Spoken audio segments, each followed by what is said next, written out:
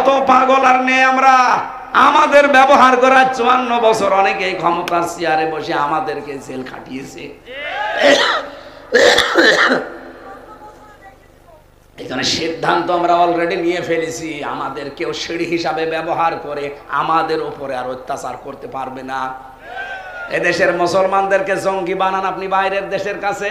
কই 6 মাস 8-9 দিন হয়ে গেল, কই এই 6 মাস 8 দিনে এই দেশে তো একটাও জঙ্গি নাটক হয়নি। কারণ যে জঙ্গি নাটক লিখবে সে পালিয়েছে, আর যারা সাজাবে তারা তো পলাতক। এ বাংলাদেশের জঙ্গি নাটকই লিখতো হাসিনা, আর এটা বাস্তবায়ন করতো কাউন্টার টেররিজমের ওই মনিরুল আর আসাদুজ্জামান। আরে ভাই, আমার নিজের চোখে দেখা, আমি নিজে দেখেছি। ওরা নিজেরা আমারে ধরে নিয়েছে, বলছিল কিসের জঙ্গি?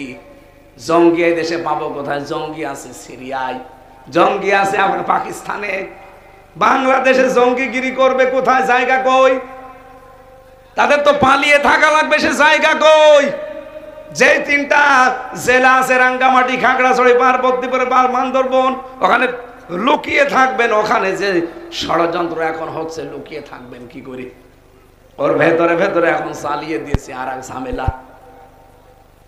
আন্তর্জাতিক যে সমস্যাগুলো এখন চলছে, সামনে যদি আমরা এক হতে পারি, মোকাবেলা করা সম্ভব। সত্যি মোকাবেলা করা সম্ভব, শুধু ঐক্যবদ্ধ থাকা লাগবে। আরে ভাই, ছোটখাটো বিষয় ভুলে যান। জালেমরা যদি আবার আসে, জয়নুল আবদিন ফারুককে যেভাবে কুকুরের মতো পিটিয়েছিল, আবার পিটানি খাবে। মির্জা আব্বাসের বাড়িতে তছনছ করে ফেলেছিল এই কুমিল্লার সন্তান, উনি পিটিয়ে শেষ করে ফেলবে আবার। বাস্তবতা কিছু বোঝেন আপনি? এই জন্য কোনো উস্কানিতে কারো পা দেওয়া যাবে না, কারো ষড়যন্ত্রের ফাঁদে যাওয়া যাবে না। যত ষড়যন্ত্র করবে, আজকে আমরা এমন দোয়া করব, আল্লাহ যেন আজকে সিদ্ধান্ত নিয়ে ওদের ষড়যন্ত্রের জাল ছিন্ন ভিন্ন করে ফেলে।